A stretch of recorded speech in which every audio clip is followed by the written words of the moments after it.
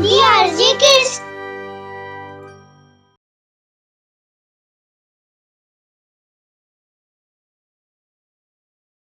वल्लभगढ़ के राजा भीमसेन बहुत ही नेक और रहमदिल राजा थे। उनकी पुत्री राजकुमारी रत्ना बहुत सुंदर थी। राजकुमारी रत्ना को शिकार का बहुत शौक था। एक दिन जब वो शिकार करने के लिए निकली तो जंगल में बहुत दूर निकल गई। लगता है मैं राजमहल से बहुत दूर निकल आई हूँ। संध्या हो चुकी है। मुझे फौरन राजमहल लौटना चाहिए।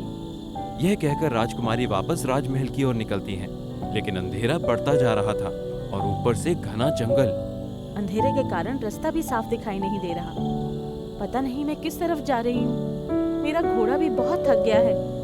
मुझे कुछ देर यहीं रुककर विश्राम करना पड़ेगा। यह सोचकर राजकुमारी वहाँ एक पेड़ के नीचे बैठ जाती हैं।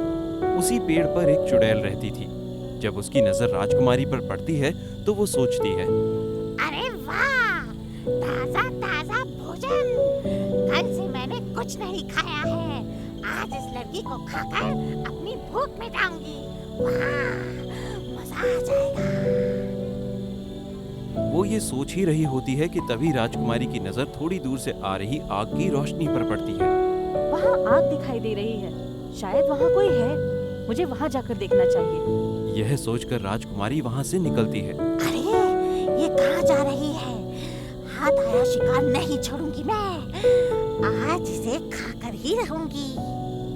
ये कहकर चुड़ैल राजकुमारी का पीछा करती है। जब राजकुमारी आग के नजदीक पहुँचती है तो देखती है वहाँ एक तंबू लगा हुआ है और पास में एक घोड़ा बंधा हुआ है। तभी एक युवक तंबू से बाहर आता है। राजकुमारी को देखकर कहता है, आप कौन हैं और इस समय इस जंगल में क्या कर रही हैं? मैं वल्लभगढ़ की राजकुमारी रत्ना हूँ। मैं शिकार करने निकली थी, लेकिन इतनी दूर कब आ गई पता ही नहीं चला। वापस राजमहल जा रही थी, लेकिन अंधेरे की वजह से मैं रास्ता भटक गई हूँ। यहाँ आग जलती देखी तो यहाँ आ गई। आपने ठीक किया। वल्लभगढ़ का महल यहाँ से बहुत दूर है। आप आज रात इस तंबू में सुरक्षित बिता सकती हैं। परंतु आप कौन हैं? मैं जयगढ़ का राजकुमार विक्रम। अच्छा, तो आप हैं राजकुमार विक्रम। हमने अपने राजमहल में आपकी वीरता के कई किस्से सुने हैं। यह मेरा सौभाग्य है राजकुमारी। हमने भी आपकी सुंदरता के चर्चे सुने हैं और आज आपको देख भी लिया है। आप बहुत सुंदर हैं। राजकुमारी मन ही मन सोचती हैं, काश राजकुमार विक्रम से मेरा विवाह हो। तभी राजकुमार विक्रम कहते हैं, राजकुमारी अगर आपकी अनुमति हो तो मैं आपके सामने एक प्रस्ताव रखना चाहता हूँ। जी कहिए। मैं आपसे विवाह करना चाहता हूँ। क्या मैं आपको पसंद हूँ? राजकुमारी नजरें नीचे झुकाती हैं और सर हिलाकर हाँ में उत्तर देती हैं। चलिए अब आप विश्राम कर लीजिए। चुड़ैल राजकुमार को देखकर मोहित हो जाती है। वो सोचती है, इतना सुंदर राजकुमार, मैं इसी से विवाह करूंगी। लेकिन ये तो इस राजकुमारी से विवाह करना चाहता है। मैं ऐसा नहीं होने दूंगी। विवाह तो इससे मेरा ही होगा। सुबह होते ही राजकुमार राजकुमारी के साथ वल्लभगढ़ जाने के लिए निकलते हैं। चलिए मैं आपको आपके राजमहल तक छोड़ देता हूँ। दोनों राजमहल आते हैं।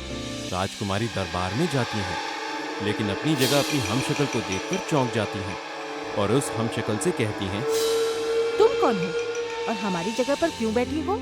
राजकुमारी को देखकर राजा और सभी राज दरबारी हैरान हो जाते हैं। तुम कौन हो? ये आप क्या कह रहे हैं पिताश्री? मैं आपकी पुत्री हूँ, राजकुमारी रत्ना। हमारी पुत्री तो यह है। नहीं नहीं पिताश्री, मैं हूँ आपकी पुत्री। ये कोई और है जो मेरे ही शक्ल की है। ए लड़की, क्या बकवास कर रही हो? मैं राजकुमारी रत्ना हूँ। एक शक्ल की दो राजकुमारियों को देखकर राज दरबार में उपस्थित सभी लोगों में खलबली मच जाती है। महाराज, इन दो राजकुमारियों में से असली राजकुमारी कौन है? मैं ही असली राजकुमारी रत्ना हूँ। मैं कल शिकार करने गई थी। अंधेरा हो गया था, इसलिए रात जंगल में बिताकर अभी लौटी हूँ। मेरे साथ जयगढ़ के राजकुमार विक्रम भी हैं। आप उनसे पूछ लीजिए। जी हाँ महाराज, राजकुमारी जी सही कह रही हैं। ये कल रात जंगल में ही थी। परंतु हम इस बात पर विश्वास कैसे करें कि यही असली राजकुमारी रत्ना है, क्योंकि हमारी राजकुमारी कल ही रात वापस आ गई थी।